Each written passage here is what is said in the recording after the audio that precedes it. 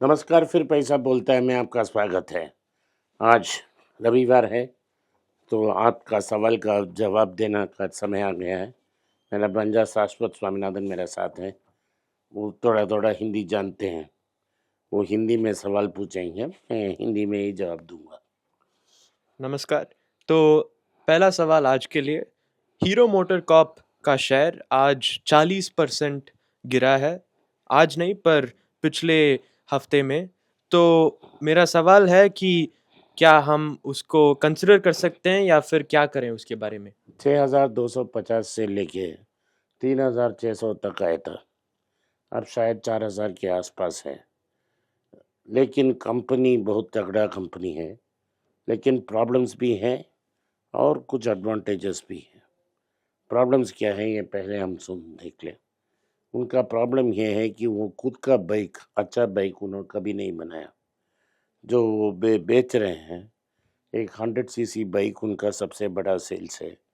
वो उनको होंडा के देन से आया था। इस कंपनी हीरो होंडा नाम कर होंडा के साथ जॉइंट वेंचर था। तो होंडा ने बहुत जमकर लड़ाई कर कर बाहर निकली, बिकॉज उन्होंने होंडा को परमिशन नहीं दिया। होंडा खुद का मोटरसाइकिल बनना चाहता था, हीरो की पार्टनरशिप उसको कोई फायदा नहीं था। तो होंडा दुनिया में सबसे बड़ा कम टू व्हीलर मैन्युफैक्चरर है। भारत में वो नंबर 2 पोजीशन में पहुंच गई है। स्कूटर्स में नंबर 1 पोजीशन में ऑलरेडी पहुंच चुकी है। और जो 12 महीनों में 3-4 महीने ऐसे हैं कि होंडा नंबर 1 पहुंच गया है, हीरो नंबर 2 में धकेल दिया गया है। तो होंडा का दूसरा एक बाइक है, शाइन नाम का, ये 125 सीसी, वो भारत का टॉप सेलिंग बाइक हो गया है। बजाज जो व्हीकल बेचती है वो भी 125 सीसी है। टीवीएस के पास में, नाम शायद गलत बोल रहा हूँ, टीवीएस अपाचे नाम का एक बाइक है जो भी 125 सीसी बाइक है। सो भारत की बड़ी कंज्यूमर जो है वो 100 सीसी से लेके 125 सीसी बन गया है। हीरो ने बहुत ऐसा कोशिश की कि वो खुद बाइक्स बनाए, लेकिन बना नहीं पा रहे हैं उनके R&D के कुछ कारण, कमी के कारण। मुझे पता नहीं क्यों नहीं किया उन्होंने। लेकिन टीवीएस ने सुजुकी को छोड़ दिया, खुद का बाइक बना दिया। बजाज ने कवासाकी को छोड़ दिया, खुद का बाइक बना लिया। लेकिन हीरो का सेंट दो है, उनके पास पैसा बहुत ज़्यादा है और दूसरी बात है कि उनका डिस्ट्रीब्यूशन और मार्केटिंग नेटवर्क बहुत तगड़ी है। तो वो क्या करती है कि अनेक कंपनियों में इन्वेस्ट कर कर उसे ग्रो करती है। सो उनका दो कंपनियां हैं, हीरो फिनकॉर्प और हीरो एनर्जी, जो सब्सिडरीज हैं, और अनेक छोटे छोटे सब्सिडरीज हैं। लेकिन उनका सबसे सफल इन्वेस्टमेंट एतर में है। एतर में 45% उनकी स्टेक है। तो लोग पूछ रहे हैं मुझसे, क्या हम एतर में इन्वेस्ट कर सकते हैं? जो सवाल आपके पास भी है उसको हाँ। भी साथ दे दूंगा जवाब। वो 320 से 380 की प्राइस रेशियो में है। उसमें से 11 million share hold 11 million shares offer for sale है। जो ऑलरेडी निवेश कर चुके हैं वो बेच रहे हैं, लेकिन हीरो ने साफ कह दी कि वो नहीं बेचने वाली है। तो जब ये नया ऑफरिंग होगा तो हीरो का स्टेक लगभग 45% से गिरकर 40-41% तक आ तो वो जाएगा। प्रमोटर होंगे? नहीं, प्रमोटर नहीं है। तो ये कोशिश हो रही है कि वो उसे टेक ओवर करके 10% और लगा के 51% लेके उसको एक नया प्रोडक्ट मिल जाएगा उनको, जो एक सक्सेसफुल प्रोडक्ट है इसको डिस्ट्रीब्यूट करने के लिए। उनमें क्या सिनर्जी होगा? तो उनके पास प्रोडक्ट मिल जाएगा, प्रोडक्ट एक्सेप्टेंस है। उनका एतर का प्रॉब्लम है distribution and finance. Distribution and finance का एक्सपर्टीज तो इनके पास पड़ा है। ठीक है। तो अगला सवाल, HDFC ICICI के बाद Karnataka bank, CSB, federal, city union, Karur Vysya जैसे बैंक का नाम आता है लगभग। तो इन बैंकों के आपका क्या विचार है? इंडिया की टॉप 5 बैंक्स में सिर्फ एक बैंक ऐसा है जो इंडसइंड बैंक है, जो बुक वैल्यू से थोड़ा कम मिलता है। हमें बुक वैल्यू को इम्पोर्टेंट मार्कर मानना चाहिए, क्योंकि loan book of the company is the money of the investor. तो लोन बुक में डिस्काउंट मिलता है तो अच्छा है। तो Karnataka bank, south Indian bank दोनों डिस्काउंट में है बुक वैल्यू से। वैसे ही इंडसइंड बैंक भी 0.8 टाइम्स बुक में डिस्काउंटेड है। तो अगर आप बिलो डिस्काउंट वैल्यू की बिलो बुक वैल्यू की स्टॉक्स को खरीदें और पेशेंटली वेट करें तो एक वक्त ऐसा आएगा कि 6 महीने में वो दुगना हो जाएगा। तो अगर इंडसइंड बैंक में कोई प्रॉब्लम्स नहीं है, उन्होंने जैसा संजय मल्होत्रा जो रिजर्व बैंक के गवर्नर हैं उन्हें बोलता है कि मार्केट ने एपिसोडिक रिस्क को टर्मिनल रिस्क मान दिया है। Episodic risk is not terminal risk.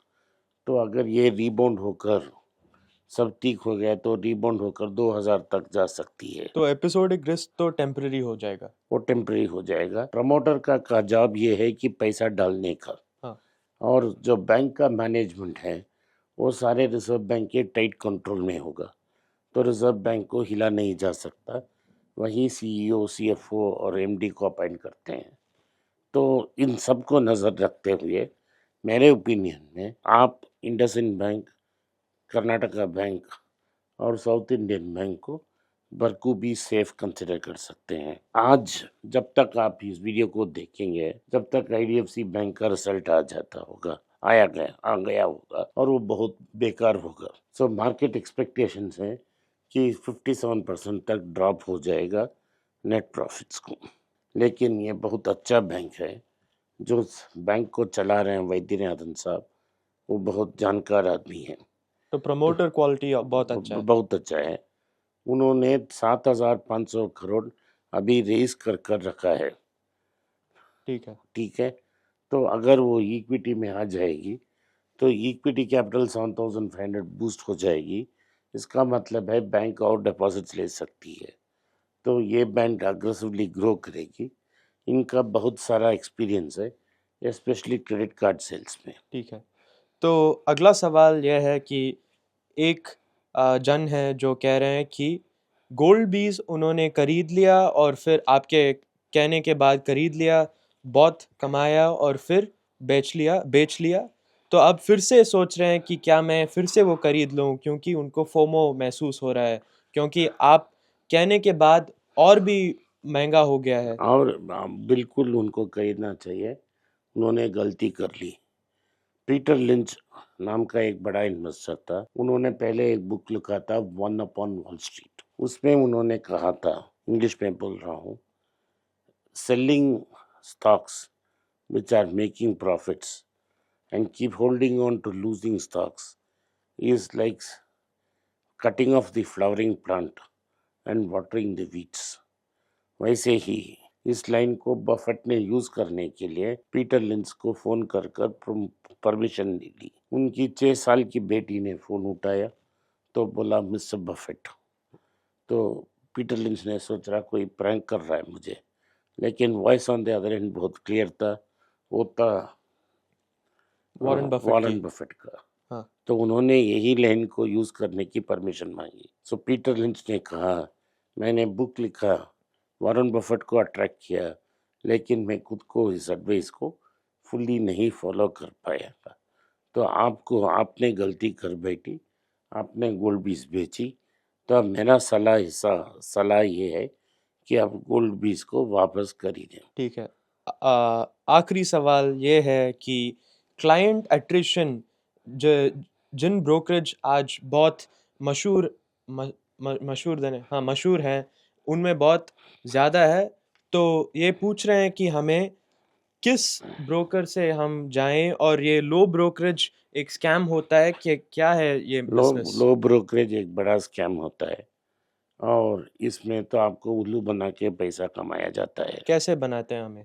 आपको ट्रेड करने के लिए इंटेस करते हैं ठीक है। फ्यूचर्स एंड ऑप्शंस में। और हम लॉसेस। आपका लॉसेस बड़ा होगा। हाँ। 10 में 9 बार लॉस हो जाएगा, 100 में 99 बार लॉस होगा। तो आप इन ब्रोकरेज से अवॉइड करें। आप सिर्फ कैश में रहें, कैश मार्केट में रहें और मार्जिन में ट्रेड मत करें, पैसा डाल के ही ट्रेड करें। तो आप अगर एक अच्छा ब्रोकर चाहते हैं तो आप मेरे भाई विनोद श्रीनिवासन की इंस्टाग्राम लिंक नीचे है, उस इंस्टा में उनके प्राइवेट मैसेज में कांटेक्ट करें, वो वापस आपके साथ संपर्क में आएंगे। आज के लिए इतना ही। आपने इस पॉडकास्ट को सुना, इसके लिए मैं आपका आभारी हूँ।